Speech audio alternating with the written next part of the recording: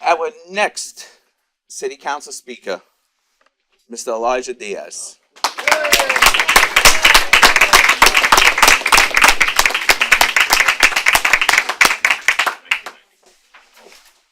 Good evening, everybody. Good evening. It is a beautiful day in America for Donald J. Trump to be the president again.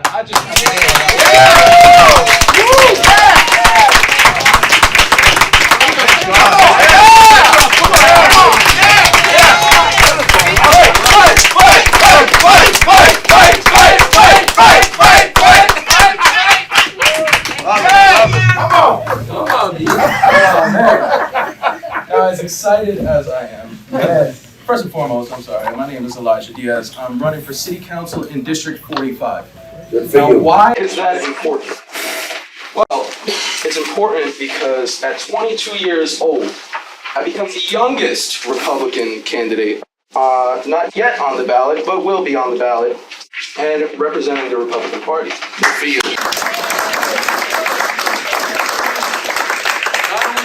But since 1994, 11 years before I was born. What areas? District 45. So District 45, Flatbush, East Flatbush, a little bit of Marine Park, Flatlands, and Midwood.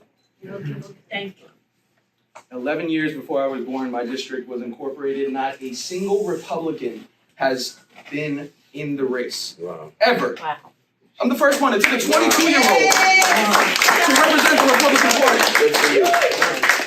And we need to be able to change that dynamic. So as a city council candidate, I'm trying to get people involved. I'm going to get the youth involved.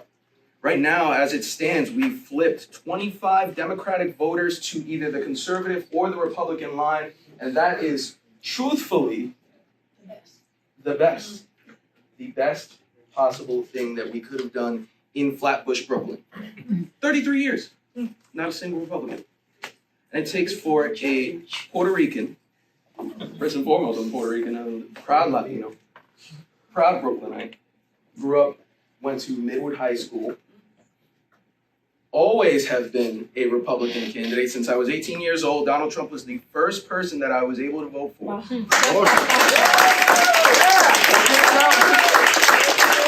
And everybody said that I was crazy. I'm 18 years old. Why am I not voting a Democrat? My whole family's a Democrat. By the way, I'm the first Republican in my whole entire family. So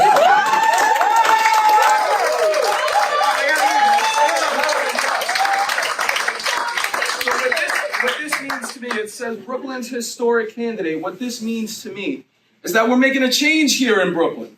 We're no longer falling under this Democratic stronghold. We are the future of New York. Yeah. And we're here. Yeah. And I'm very proud. And they've told me across the board, they said, when you're considering running, why don't you run in an uncontested district? You know, it'd be a little bit easier. I said, why would I do that? And that's what Democrats do. They want the seat. They want to just get in there, rack up their dollars, and that's it. That's the end of story. The rest of you guys, the rest of you taxpayers are screwed. No, I did this because it's the right thing to do. It's the American thing to do. Good man. To Good fight man. for my people. Good man. To fight right there in central Brooklyn as the first Republican in a district that is 77% black, 8% Hispanic, 11% white, and the rest is a little bit mixed in. And not only that, but we're 13-1 in that district. 13-1. Who in their right mind thinks, yeah, you know what, I'm going to run as a Republican. I'm going to be proud of Donald Trump. But I believe in my team. I believe in the Republican Party. I believe in Donald J. Trump, that he is going to bring back New York City as the greatest city in the world again. And that's exactly what we voted for. And that's the brand I've made, leadership of the new era. And that is what we're running with. Each and every one of these candidates that's not a career politician. We're not Chuck Schumers. Come on. We're not. Come on. We're not Eric Adams. We're the working class people of New York City.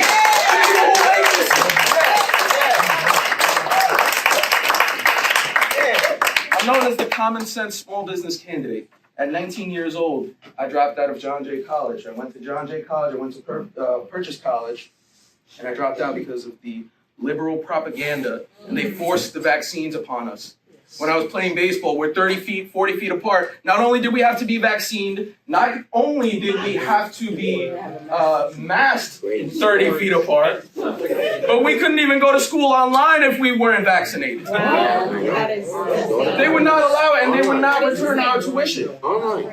Online. They wouldn't let us. I know. And so it takes for a Republican, and after that, I started my own business at 19 years old, the first business owner in my family. The first working and so it takes for something like that, and it takes for Donald J. Trump. He was the first man who inspired me as an entrepreneur, then getting into politics, and I'm following his footsteps and following that in the American dream.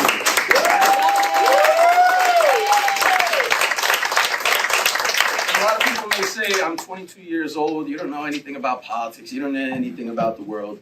Well, I have respected elders that I listen to, and I have respected mentors that I read up on and I listen to. And that is the direction that I'm going. I'm going in a direction that is different. It's unorthodox for my generation. You see, I'm addicted to TikTok. You see the whole weird thing going on, the whole propaganda. Oh, we want to swing this way. We want to swing this way. Okay. $450,000 in a 3-month span has been dedicated in my district to drag shows for children. Wow. Drag shows. Sir, This is outrageous. I was there. It's outrageous. All Ram over. was there. All over the 5 boroughs. Teaching It's on the our children. dime. It's on our dime. Taxpayer dime. all on our taxpayer dime. $300,000. Everything is on our dime. Right? Well, I'll tell you this. 5-year-olds. I'm I'll not tell you talking this. about 17-year-olds. 5-year-olds. 5-year-olds. Youngest 3. And I'll tell you this, somebody's gonna be dragging their feet all the way back down Flatbush Avenue, because when I get in as city councilman, I'm going to have an asterisk right there in the 2027 budget. And that asterisk is going to represent people that are going to be reinstated and compensated for lost wages in the city of New York. So I leave you guys with this note. The leadership of the new era is here. And we're coming strong, and we are united in this very Republican Party. And the most important thing that you can do for your children is get them involved. Get them involved. Young. Start talking to them. Because it's the same propaganda that is being taught in our public schools to our children in kindergarten, 1st, 2nd, 3rd, 4th, 5th, all the way through 12. That they are being propagated to think a certain way and go against the traditional values that we love to uphold. So I thank each and every one of you, and God bless you, and God bless America.